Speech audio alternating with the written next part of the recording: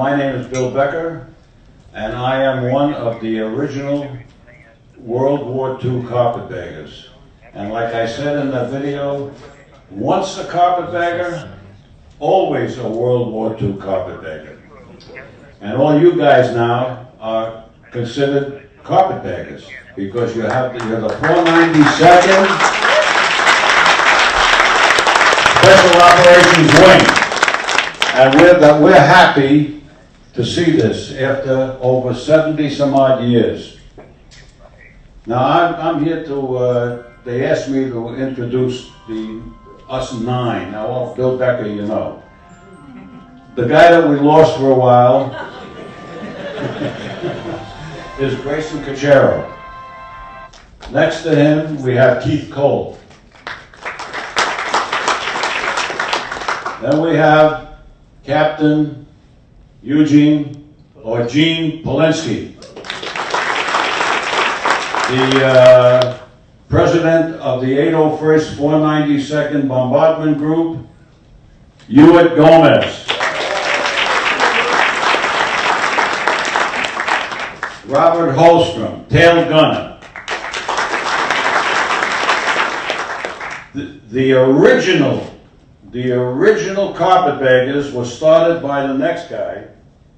Well, he was in the crew that started it, and that's Brownie.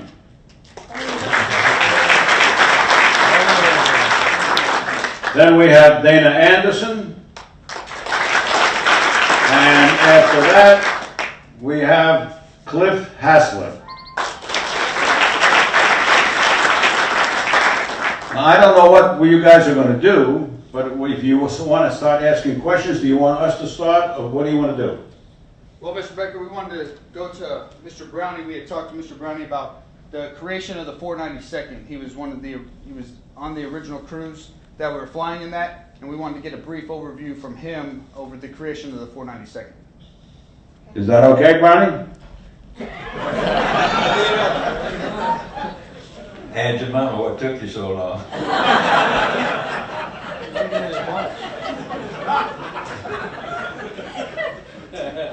On graduation from Bombardier School at Victorville, California in November 1942, I was assigned to a group based at Fresno.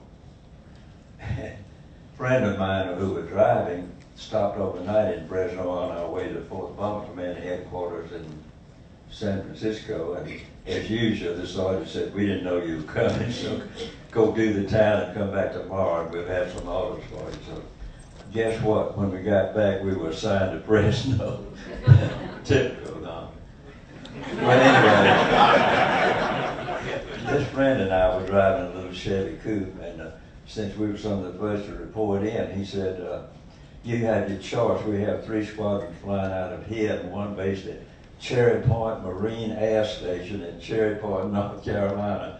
Well, both being from Alabama, guess what we chose?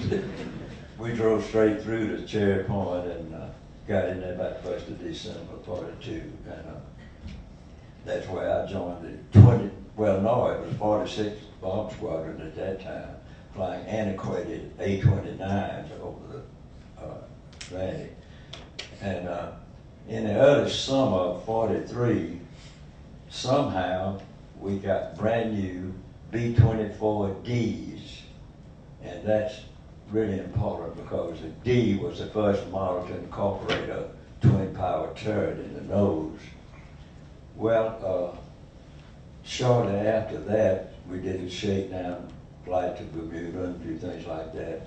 We were ordered to Britain to fly into sub-patrols over the Bay of Biscay, and we were based in southwest England, a little town called Honiton, and everything went pretty well until one day our crew was suddenly jumped by 13 German Ju-88 well out over the Bay of Biscay. Well, fortunately for us, German intelligence hadn't learned that the D was the first to incorporate a twin-power turret in the nose in place of the old handheld single 50. So apparently they were a newly created squadron, and they had this lead pilot cycling around, and he would fire a flare which we learned indicated that they were to make a frontal attack. But as soon as the first guy got in fairly close, when that nose turret opened up on him, he broke off. And that happened about 3 times. So finally, I guess he said, well, I've had enough of this, I'll show these boys. So he pressed an attack, and fortunately we shot him down, but he got a hit in on us and knocked out all the controls from between number 3 and 4 engine outbound. And we went back in and crash landed at Land's End. Well, anyway, this has nothing to do with the Carpetbagger Project.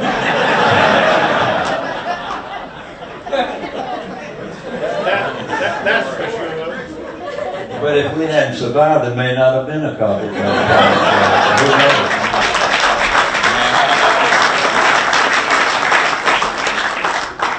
Well, anyway, shortly after that, the Navy sent in a squadron to relieve us. And about that time, the OSS and the British SOE, Special Operations Executive, got together. Winston Churchill had charged the British with doing something, but raise hell for Hitler in occupied Western Europe and Scandinavia in anticipation of the invasion. And they came up with the idea of trying to arm and help the resistance as much as they possibly could. But they could only muster a couple of squadrons, and although they were doing a good job, that was really not enough to really be very effective. So we were sitting there drinking scotch and playing poker, and they found out about us, and so they agreed that we would try to form a bomb group to do the same kind of operations. And the way that worked was each of our flight crew members went to the secret British base at Temple where they had been flying these missions, and each of us flew a couple of missions with RAF crews.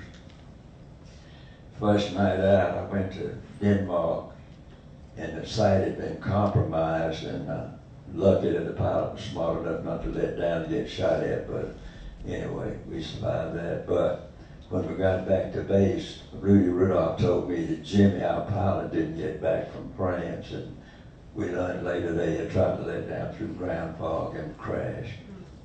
So I was about ready to apply for a transfer somewhere else. But anyway, that's how the Carpetbagger Project came into being. And we brought people in like, they must not have been very discriminatory, people like Becca and anyway, gradually we built it up into a complete bomb group. But what the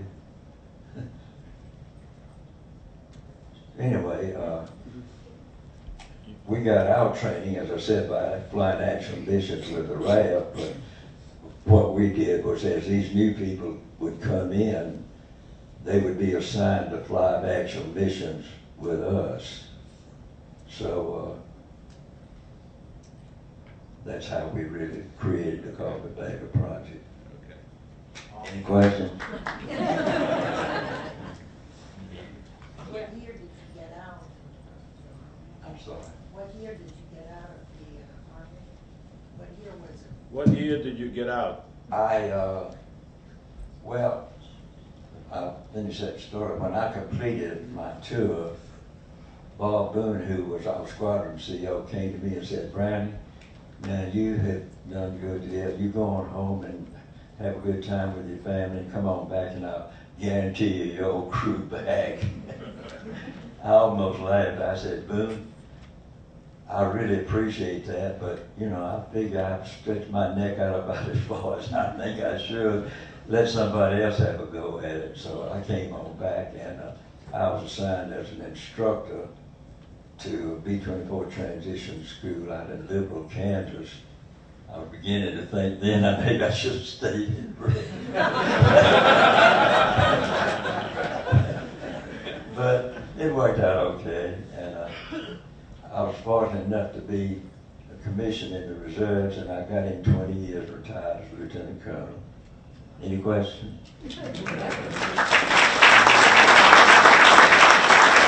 Thank you, Mr. Brown. So we have questions. So we submitted some questions, or asked the wing to submit some questions. So I have some questions for you. So I'll ask a question, and I'll also push it out to the audience and see if they have any questions too. One of them was, describe what it was like. Y'all flew 500 feet on your missions, terrain following, and you have to use the moonlight, flying 15 days out of the year and stuff. So what was that like, actually being in a plane flying at 500 feet? Back then with no instruments and stuff like we have today.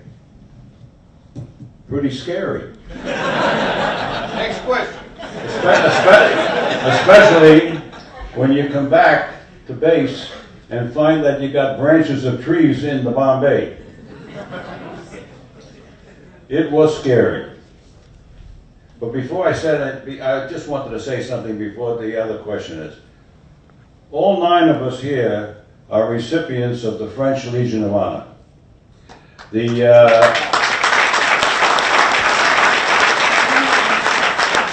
The French resistance were the ones that we gave most of it, well, we gave everything to all of them, but they're the ones that, if we didn't do what we did at that time, I think the war would have lasted another 1.5 years or 2 years. But we gave them enough ammunition, guns, money, medical equipment, or whatever they needed to get rid of the French Legion of Honor. We gave them enough stuff to keep the Germans from coming forward. We have kept pushing them back. So I think that it was a lot due to us to shorten the war. Now, what was the next question?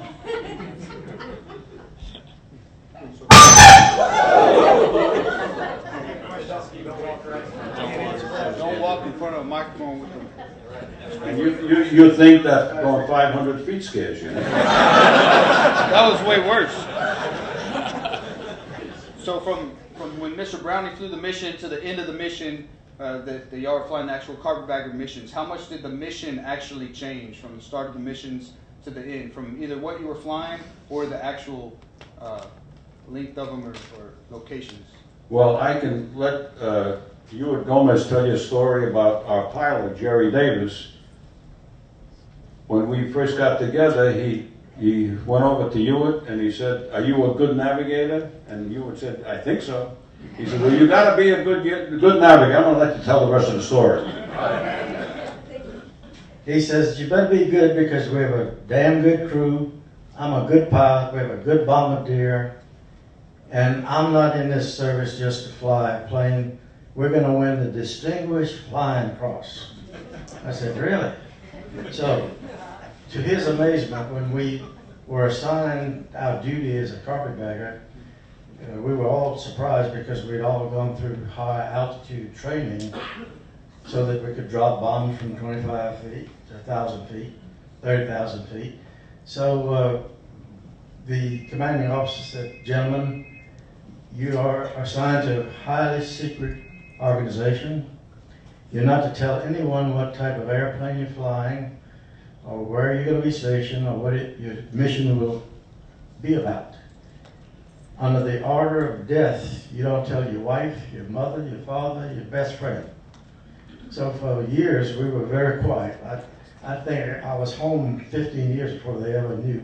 My family knew that I was a carpetbagger and what missions we were on. So we were all kind of set back by finding out this was highly dangerous. But we had the opportunity to walk out and be assigned to another group. So my brave pilot, who was going to win the Distinguished Flying Cross, flew the first mission. We had 3 weeks of special training before this, but the pilots went on the first mission with another crew. So the 3 other officers, we could hardly sleep waiting for him to come back in. He left around 8:30 p.m., came back in about 5 a.m. Well, we were wide awake because we were anxious to know what it was like.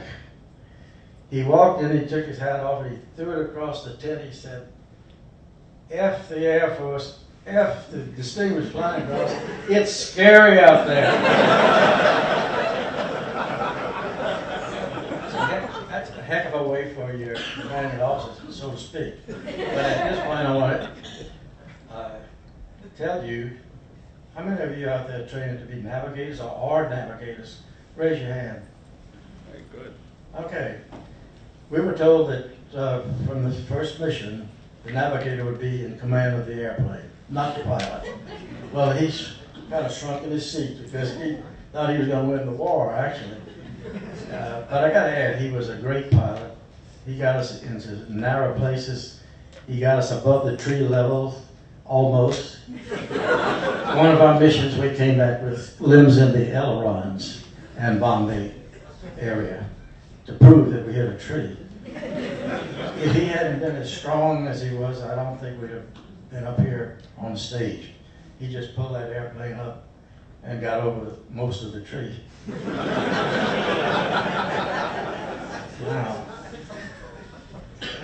Now, our first mission, as most of you probably know by now, the navigator got the notice first to go to the navigation training room and get the assignment. The assignment was a coordinate, latitude, longitude, and we would plot it on the maps and draw a course, how to get there and how to get back. Had to be approved by the group navigator. And then I told the pilot where we were going. We didn't go to France. We were there too late in the war. Our first mission was in April of 1945, and as you know, the war ended May the 8th. So Bill and I got on the same crew, and we put in 7 missions in a short time. So I'm trying to figure out where I was going from here. He was a navigator. You don't know where he's going.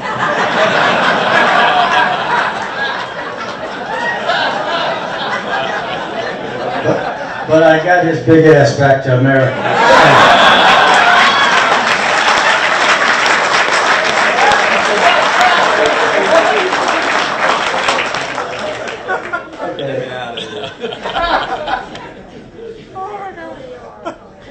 What you need to know is the navigator wasn't just the star of the crew, the bombardier. The bombardier had a seat, a bench seat in the nose. The guns were taken out of the nose, and a plexiglass bubble was made at the front end. And on this bench, he could see for miles, even though we were only 500 feet, looking for the target, the drop area. So I would give him a map just like the one I had drawn my course on, and we would communicate. I'd say, do you see this or do you see that? Yeah, I see it's about 5 miles to the right, blah, blah, blah. Whatever. Wherever we were going, he followed my directions and told me where we were. So once the engines were heard by the reception committee, they would light these fires to help us find the drop zone. And when it was found, a signal was given, Morse code, to make sure we were at the right location and we weren't dropping to a group of Germans. And I got to tell you honestly, it was scary, but I had more concern for that reception committee because I knew the Germans were all around that area, and if they were found, they would be shot on the spot. I was up above there and had a chance, to fly back if we were shot at. So he would take over, the bombardier would take over and take the guidance of the airplane and circle or go straight ahead and open the Bombay doors and drop the parachuted containers. And in the back there were packages with parachutes, and the crew in the back would drop those through what was called the Joe-Ho. The Joe-Ho was so called because the agents that were dropped were Joes and Josephines for the women. We never had an agent in our airplane that I know of. When I say not know of, because we would taxi out to the runway, and before the takeoff, a Jeep would bring the Joes and Josephines, and they would load from the Joe-Ho, which is the back part of the airplane. If they were there, I never saw them. The pilot never saw them. But as it turned out, no one on our plane saw a Joe or a Josephine. but many were dropped. And to begin with, there were Jedburghs. If any of you read any of our books, the Jedburghs were a three-man group who were dropped behind the German lines. One was a radio operator, one was an interpreter, French or German, for being able to communicate. And they were down there to train the resistance forces. And that's how the radio equipment that was dropped with them was the signal of where the drop should be. We had these light airplanes called a Mosquito fighter, not a fighter plane, but it was made of plywood, very light, and it flew as high as 40,000 feet. And from the ground, the radio operator there would give the coordinates where would be a safe place for the drop to be. And this Mosquito operator would call this in to the headquarters in England, and they would in turn notify the different groups where the drops could be made, and the group navigator would then assign the navigators, because we would go out maybe 16 planes on a given night, not just one plane. And of course, each mission was a single mission, not like on the bombing missions. You had multitudes of navigators getting to the target, whereas this was one navigator getting you to the drop zone. So when the course was approved by the group navigator, I would tell the pilot where we're going. We were there too late to go over France, so our first drop was in Denmark, and we made 3 drops in Denmark and 4 in Norway. Tonight, those of you at the banquet will see a little drawing of the drop zone. I don't want to tell you too much more about it, but it very clearly shows you the reception committee waiting for the drop. Okay, that's about it. Of the 7 missions, we were fortunate enough to find the committee, the reception committee. We made 7 successful drops, and we were thankful that being shot at in Denmark, I picked a location to go into that I thought was the safest location, because there were lots of flak stations. The flak being, the bomb that went up and blew up, and shrapnel flew everywhere and made a lot of our airplanes go down. So I picked this spot because it was a river emptying into the English Channel. And I said, well, it's wide enough, the flak station here and there will be far enough. If we go down the middle of this river, we have a good chance of not being hit. Well, that wasn't true. As we entered, I would tell the pilot before we get to the entry point, go up to 5,000 feet and dive down as fast as this B-24 will go over the coast, because that's where the flak stations were. So this is what he did, but all of a sudden, a big flash of light came up. Trace of bullets were coming at us from the ground, 50 caliber ammunition, and the flak was coming up from both sides. Bill noticed the bullet. Well, that was a top turret, you gotta tell him Yeah. Bill was the top target, and he noticed his bullets coming up.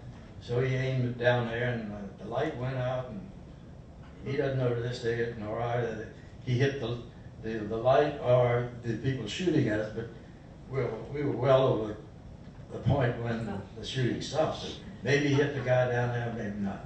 That's beside the that. point. I think I did. In his dreams, he knows he did.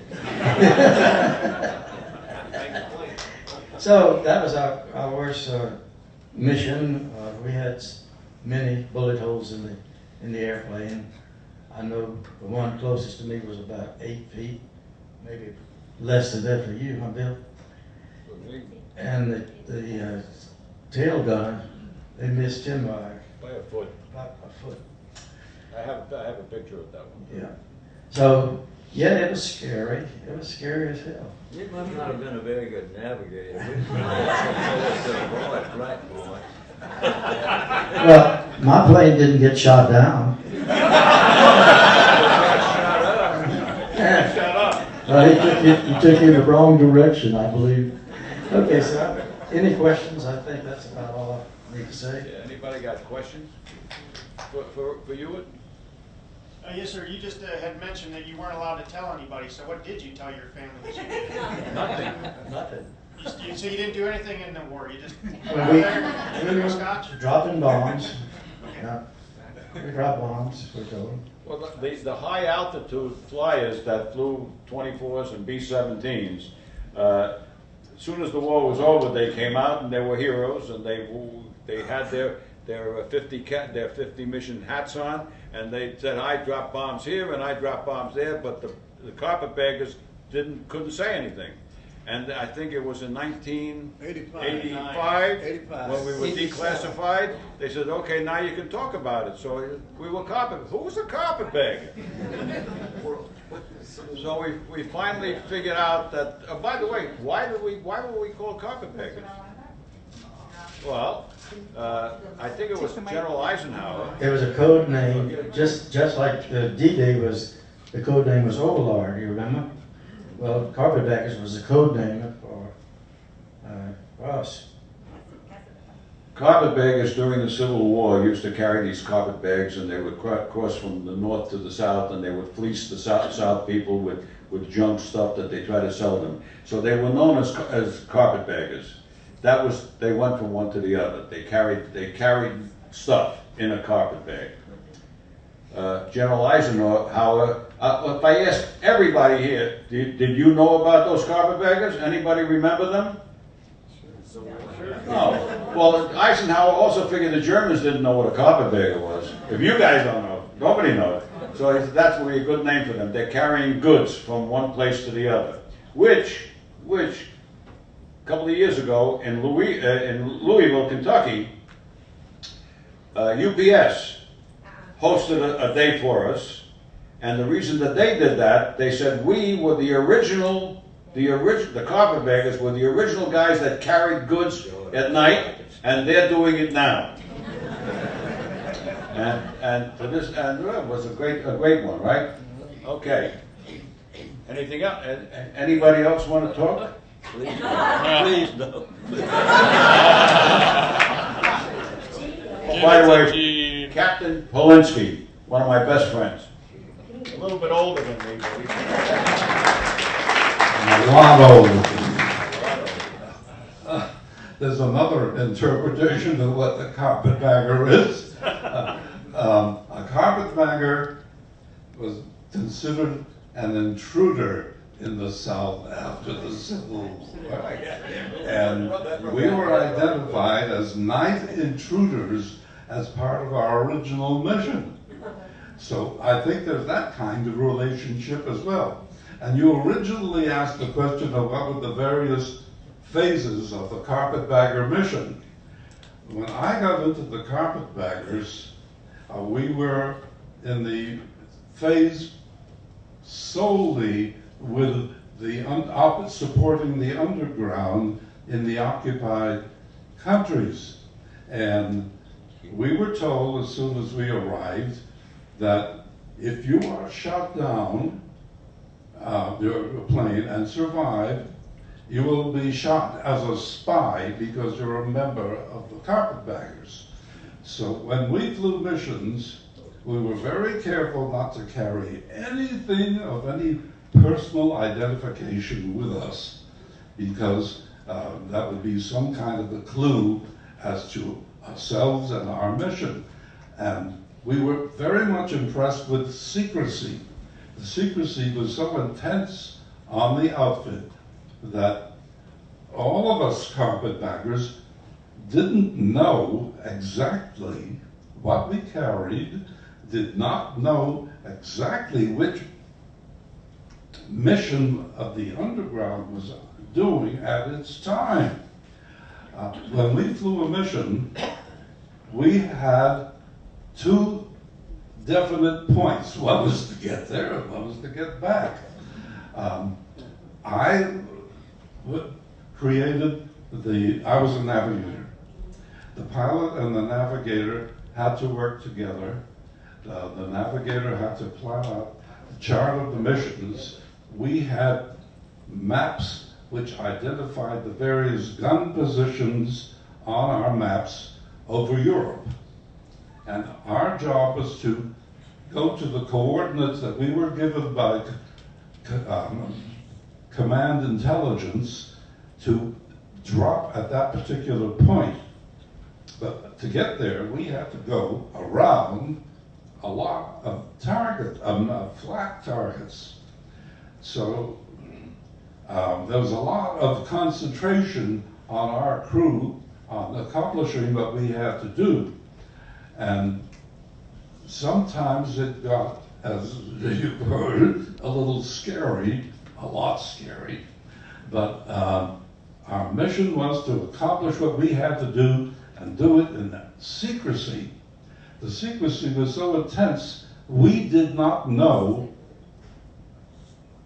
what our success was. And I did not know, after I completed my 35 missions, what exactly I had done. And until 55 years later, when I was contacted by the head of the Belgian underground to come to a reception regarding my last mission. And I accepted because I was the last surviving member of my crew. And I went, and from that point on, I found out how important carpetbaggers were, how important the OSS genius, General William Wild Bill Donovan, was for his insane idea of not only creating the carpetbaggers, but creating the mission. And I was fortunate in two ways, surviving it, coming through for saving the city of Antwerp. And that particular mission changed the course of the war. And I didn't get reinforcement about that particular fact until 4 nights ago. I was in Washington, D.C. at the OSS dinner, and sitting across from me at the table was an elderly gentleman. Well, what else could he be? He was French. His name was Colonel Lafontaine. And Colonel Lafontaine had found out what had happened about the freeing of Antwerp. But Colonel Lafontaine told me, see, my last mission was in August 1944. Colonel Lafontaine was freed from Holland through Antwerp in September of 1944, a month after we had finished our success. So that's my latest chapter in that story.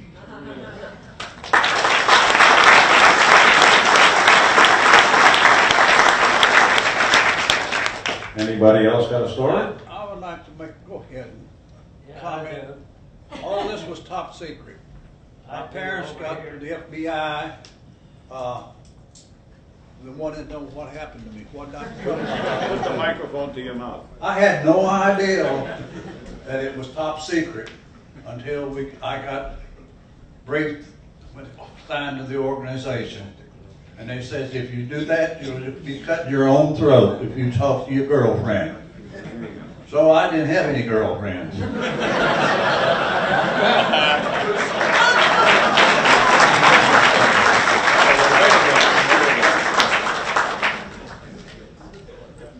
I'll go on some different statistics. We had a manufacturing plant not far from our base in Harrington, and they made all the parachutes, harnesses. They packed all the goods that we dropped. They were dropped in cylinders that weighed approximately 300 to 320 pounds.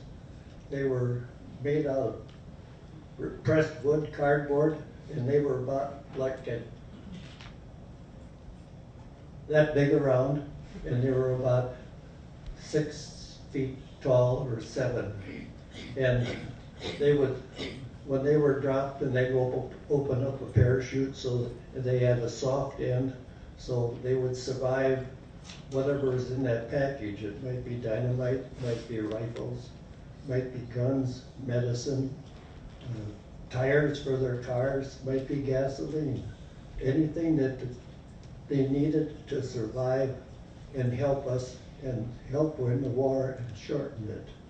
So then our headquarters actually was 6 floors underground in London, England. And all our communications and battle plans and everything were sent from there back to Harrington. So we knew what to do, and our commander, Colonel Fish, took care of that and went to our other departments, and that's how they packed the airplanes and everything, and we survived the whole thing. I survived 30 missions. Thank you.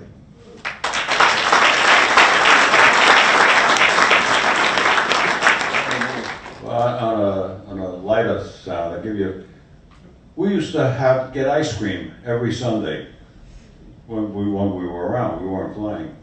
And then we could figure out in England, and they would bring the ice cream to the mess hall just about the time we were finished eating. And they came in 50-gallon drums. And where's the freezers around here that they explained? I didn't find out till maybe about 10 years ago that they used to make the ice cream at night, put it into a B-24, fly it at 20,000 feet till they froze it, made sure that they landed just at the end of the dinner, and that's when they brought the bottle, and they brought it out, and we got ice cream. And that's the truth.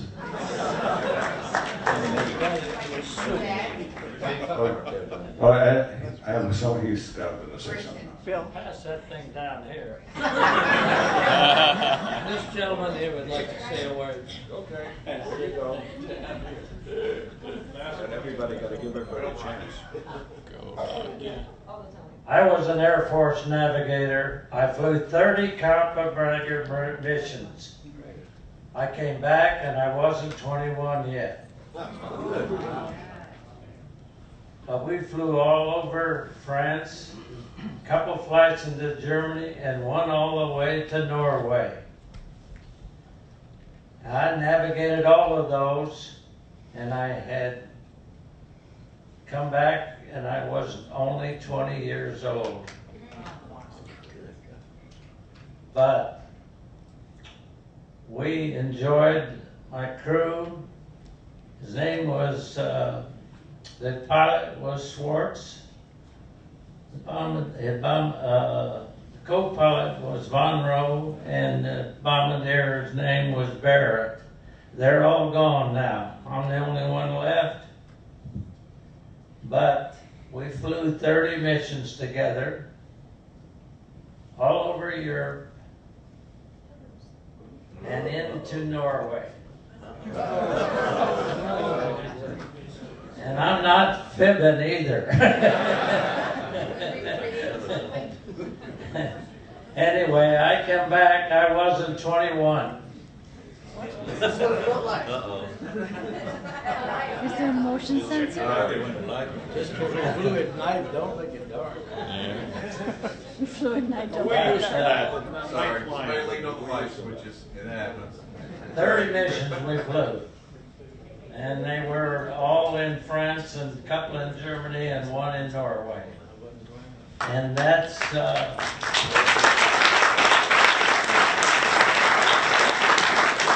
I did the navigation for all of that.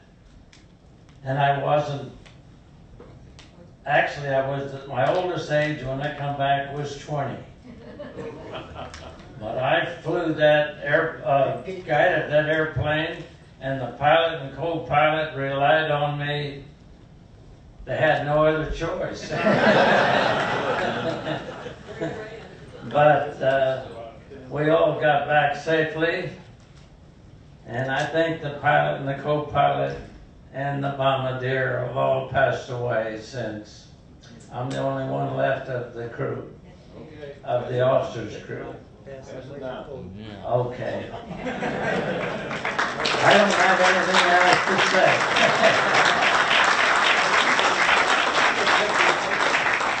I wanted to open it up right now for anyone in the audience if y'all have questions. Oh, wait, go ahead, sir. Before I do that. Okay, my name is Keith Call, and I'm from Grand Rapids, Michigan. And I'm going to tell you a little bit of a different kind of a story of my life and how I got into the Carpetbaggers. I was 17 years old when I graduated from high school, and I went to Michigan State University, which is 60 miles down the road from where I live. And they had an ROTC unit at that time, and all the men in the freshman and sophomore classes were required to take ROTC. So anyway, I was in the ROTC, and they dropped the draft age from 21 to 18. So all of us guys, not only at Michigan State, but every other college and university in the country knew they were going to get drafted, or you had time to enlist. So I went down to Detroit, and I enlisted in the Navy. And I passed the physical. They told me to go home and wait 2 weeks, and you'll get your orders to report to Great Lakes. Well, 2 days later, I get my orders to report to Camp Grant, Illinois. I'm in the Army.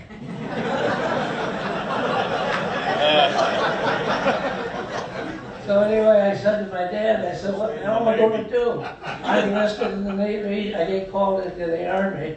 And anyway, we decided it was probably better for me to go to Rockford, Illinois, Camp Grant, Illinois, and show up there, because there was a little addendum at the bottom of my orders saying if you don't show up on time, we're coming to get you. So anyway, I went to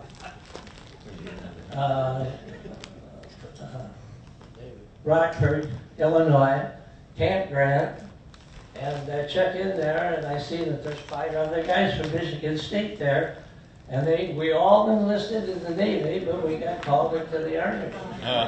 And we'd been promised time and time again by the president of the university, and we found out that his word meant nothing. So anyway, one of these guys, friends of mine, was his father was a professor at Michigan State, and so he called him and told him, he said, Dad, there's 5 of us guys over here from Michigan State. We all enlisted in the Navy, and we got called into the Army. We think there was some kind of a mistake made. And would you look into that and talk to Dr. Hanna, the president of Michigan State, and see what can be done? So anyway, we waited for a couple of days, and we went over to see the first sergeant in the service there at Camp Grant. And we told him our sad, sad story about being called up into the Army when we should have gone to the Navy. And his response was, get your crying asses out of here. I do not want to see you guys once more. And he didn't. He shipped us all out the next day. And that's why I ended up, well, let me go say one more thing here. I signed up in the Navy, ended up in the Army at Camp Grant, and was sent down to Miami Beach, and it was in the Air Corps, all within 5 days. So I had 3 services in 5 days' time.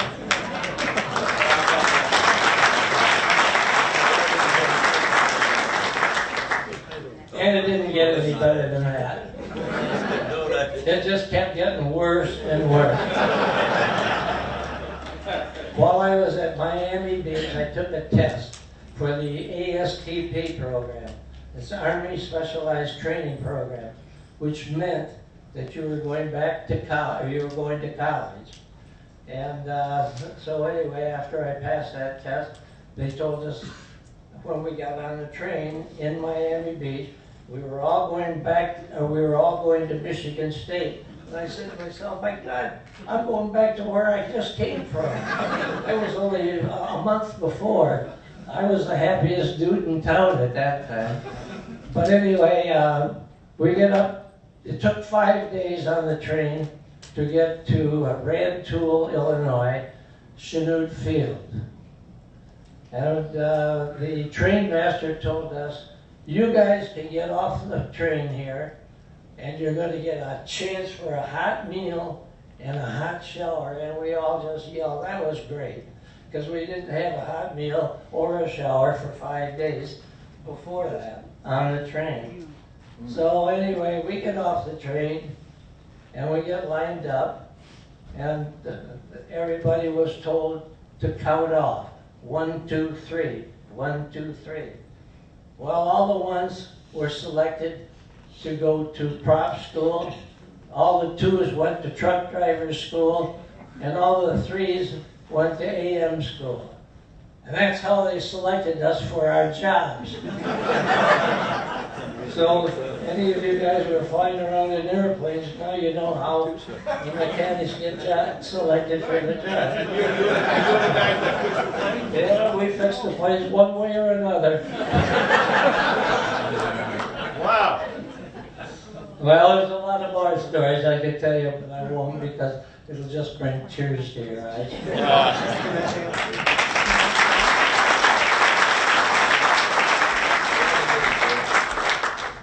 Can we get, he's got something else to say. One more thing. If we got time? Yes, sir. Absolutely. Here you go, Bernie. I'd like to end this on a good note. I want to tell you people the Johnny Meade story.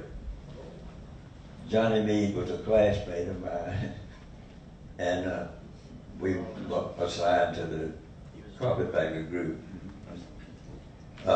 One night in, I guess shortly before D-Day, Johnny was out on a mission with a substitute crew, and they were unfortunate enough to fly over a flat train, if any of you know what that was.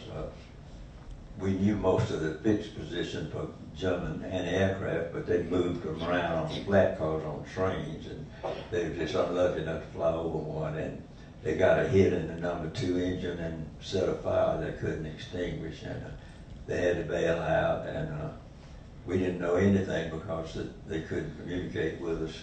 We just knew they didn't get back. But a week or so after their mission, we had another crew that flew a mission into the same area where they were to have dropped. And those people just happened to have an S-phone on the ground, which was a battery-powered short-range radio telephone. And the radio operator on that crew got in touch with them and made sure Johnny Meade got on the S-phone and said, this is Johnny Meade, and that's how we knew he survived. Well, anyway, some years after the war, I visited Johnny in New Orleans, and I said, Johnny, tell me this whole story. And he said, well, when I was lucky enough to bail out and land safely, bury my parachute, and I got the hell out of there as fast as I could, avoid German patrols, walked all night through the woods and broke out on a little path just at daybreak. And here comes a little French girl walking along, and he finally got up the nerve to get out and present himself to her, and she motioned for him to follow her. So he did, and some distance away they came to a farmhouse area, and there was a little outbuilding, and she motioned for him to go in there. And he went in, and he said he'd no sooner gotten inside when he heard the gate slam and the bolt slam shut. And he said, damn, excuse me, but here I have survived a bailout, avoided any German patrols, and now I've been duped by a little French girl. So I said, well, Johnny, what did you do then? And he said, well, I looked around and I saw this big stack of wine bottles full of wine, and I just opened one and drank it.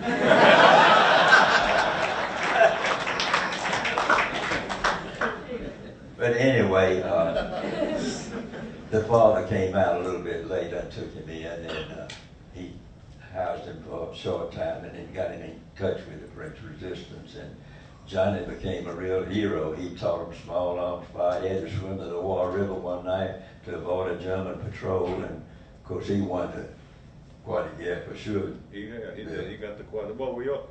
I don't know how many of you guys got. We all got the quadrille. Yeah, I know, but he got one with extra palms. Well, for the wine.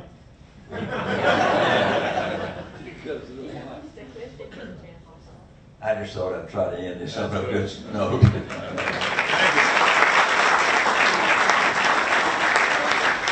Just 1 second. I want to thank all the engineers, the crew chiefs, navigators that brought us all home, the ones that got home. There are so many, mission after mission over France in the early part of the war. We read, pick up. No one at home knew what we were doing. No one didn't know for years what we went through with. So I want to thank everyone that had anything to do with us becoming what we are today.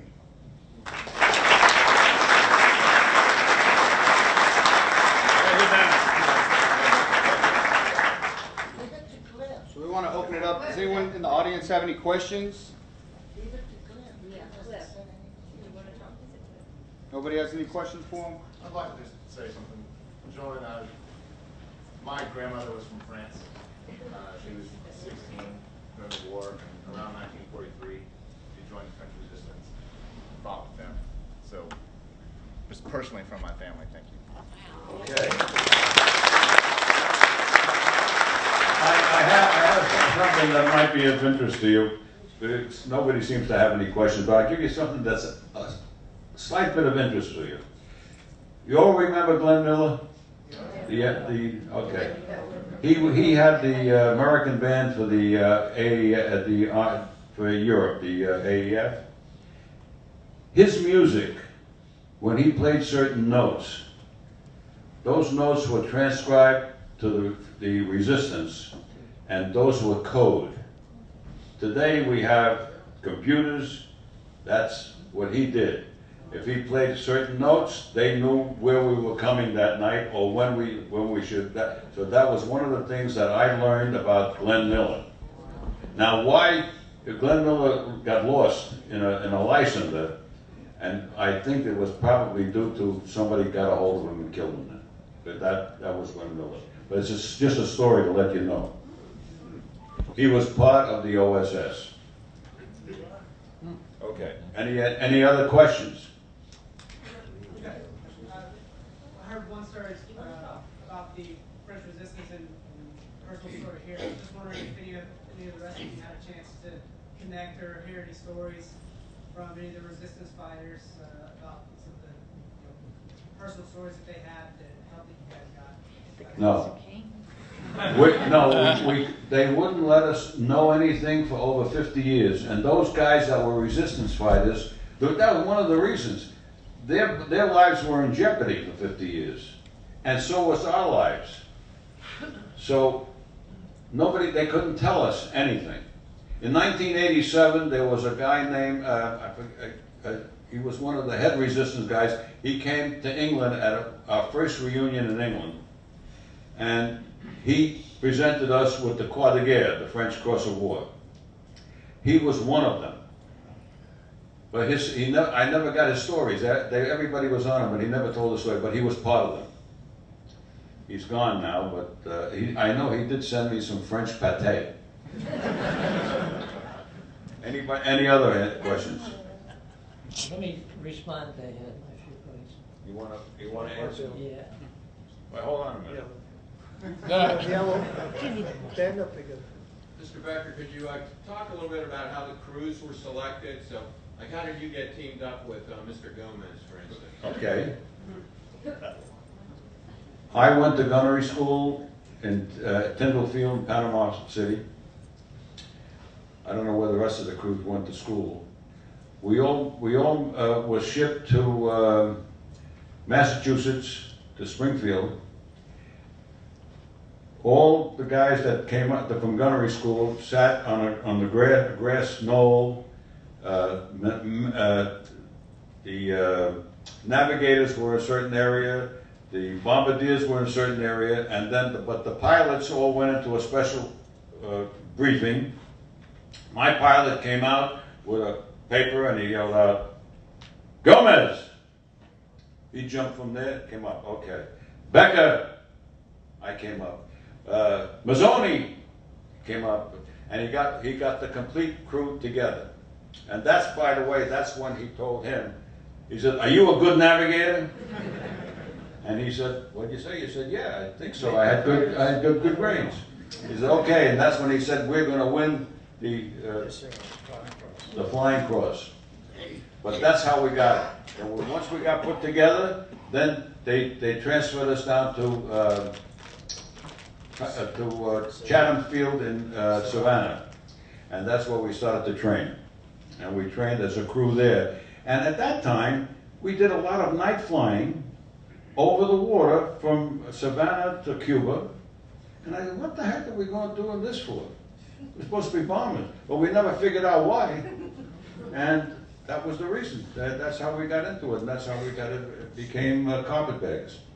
And when we got to, like you had said, when we got to England, and they brought us into the briefing, and they told us, if this is what you have to do, and if you don't want to do this here, you can go out. If you say anything when you go out, you're going to be brought back and shot. Looked at my pilot, and he said, "We're going to do it." And I said, "You're crazy." And he said, "I'm not crazy, and we're going to do it." And we did it. And that's how we got together.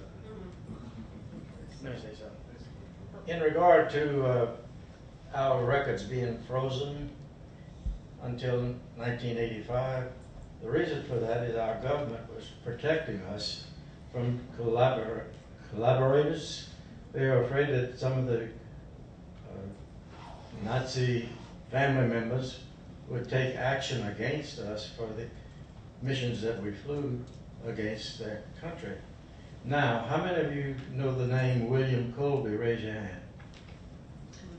William Colby was a major in our outfit, and he guided 32 carpetbaggers over Norway, and they were dropped in white outfits with a 70-pound package on their back, and they skied across Norway, and their mission was to keep 175,000 German troops from leaving Norway to get to Germany to get on the front lines, because by this time our Allied forces had crossed into Germany. And Hitler was using teenagers and grandpas to defend Germany, and he needed those troops. So Colby successfully kept them back in Norway. Now, answering the question is why our records were sealed. William Colby came back to the States. He became the CIA director. And years later, he was at his camp on a fishing trip, so it says, and they found his boat capsized upside down, and later on found his body. We think a collaborator found Colby and ended his life. And no one can convince me something else happened, because he was a real man, a real hero. And he wouldn't have just turned over in a boat. I want to say one other thing about the secrecy. I almost blew it. I went to London during the war, and I ran into a high school friend of mine. We graduated from high school in Baton Rouge, Louisiana. And he was going home because he'd been shot down after 25 missions, so they were sending him to Baton Rouge to rest up.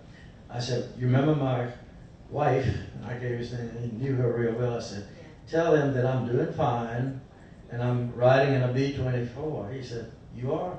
What division were you in?" I said, "Division 1. He said, "Can't be. There were no B-24s in Division 1. They were all in Division 2. Well, then I was stuck, you see, so I said, "Oh, yes, there were." And there were. I said, there were some B-24s dropping leaflets. Is that right? He was in the 859th Squadron, which dropped these leaflets over Germany, telling the Germans to give up, because they had no chance of winning the war.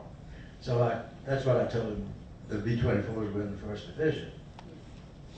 And of course, we also brought gasoline to Patton. I didn't do it, but part of us did. They filled up the tanks with 100 octane stuff, and they brought them over to Patton when Patton was already on his way. So we did that too, and if I'm not mistaken, it was Kennedy's brother that was killed in a B-24 delivering gas. He was one of those guys. I never knew him, but it was true. That was it. And I think Keith, when you wanted to say something, Keith? I forgot. You forgot. Good. All right. If there's no other questions, I wanted to thank y'all for coming out. I also want to pass it over to Colonel Green to give some closing remarks here. All right. Can y'all hear me okay? You want this? Sure, thanks. Thank you, gentlemen, for giving your time up and your stories for us today.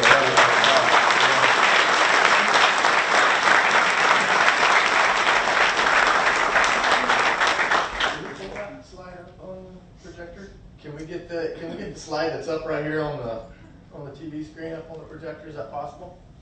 If you can, great, while I'm talking. If you can't make it happen, don't worry. We'll hit it in the dinner tonight. But I want to say thank you again for coming up and sharing your stories with a whole room full of new generation carpetbaggers. We really appreciate it. Thank you guys for coming out and for your questions and for your interest.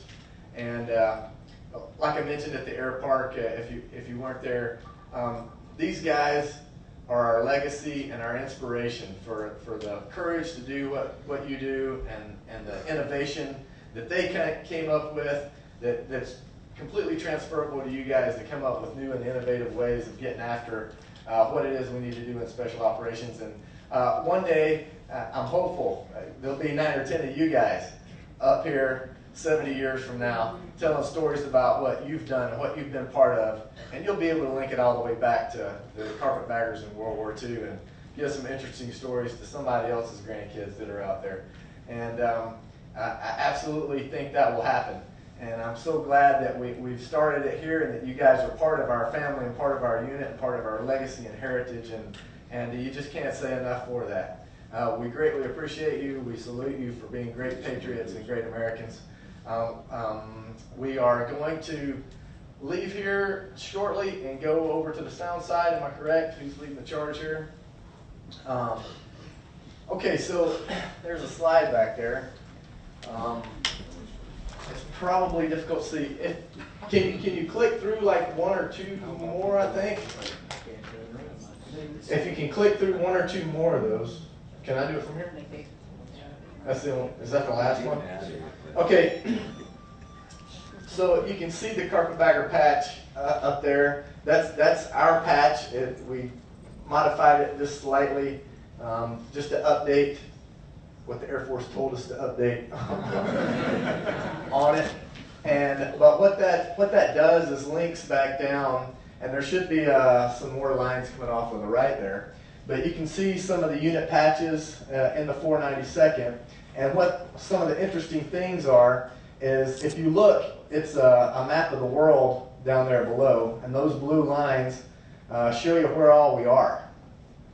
So there are carpetbaggers out there all over the world right now, taking guys in, taking guys out, dropping stuff off, making communications happen, linking guys together that need to be linked together, training guys, you name it. So some of the patches that are up there, on the far left you have our ground training squadron, the combat training squadron guys, 371st.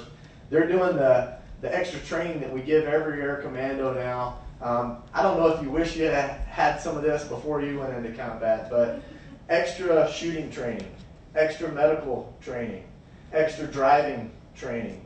Not only that stuff, but how to do little UAVs. If you guys have seen these little quadcopters and stuff that the kids are carrying around now, we're training guys on how to use those to link together ground forces.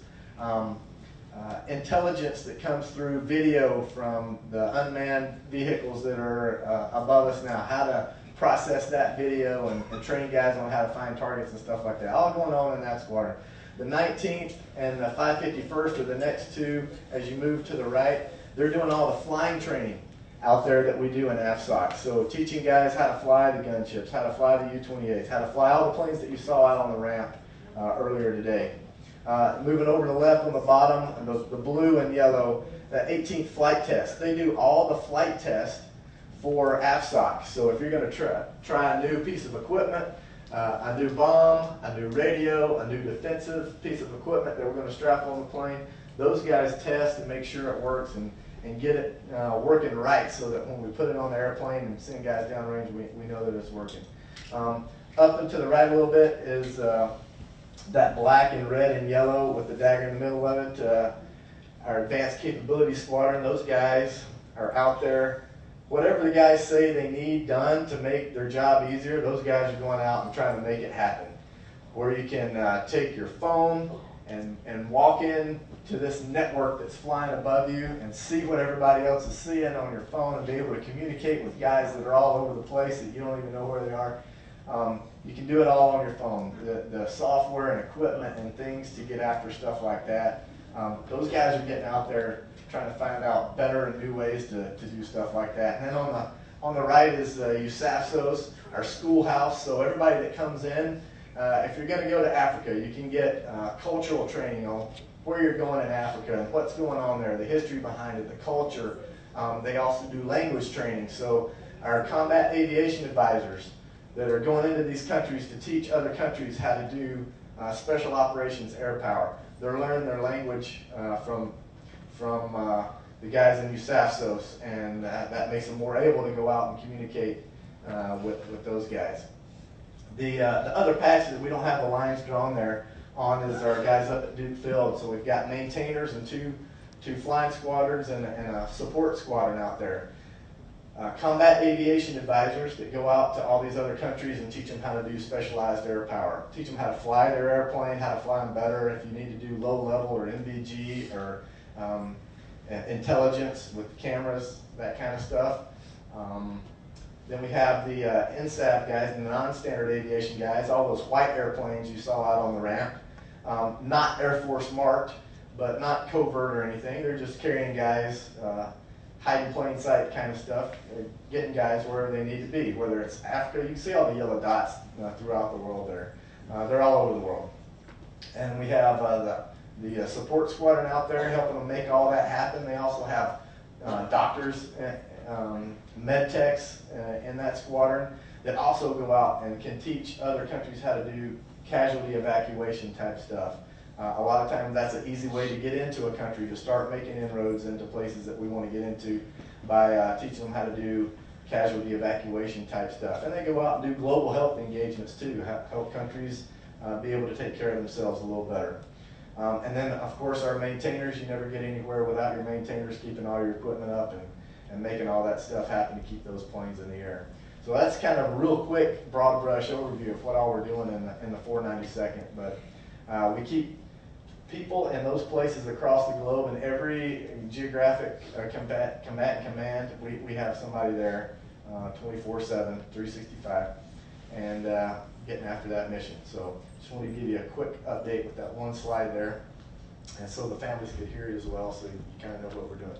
I hope everybody enjoyed today in the air park, and I hope you enjoyed the static displays. I'd like to thank the guys that were out there making that happen today. Really appreciate that.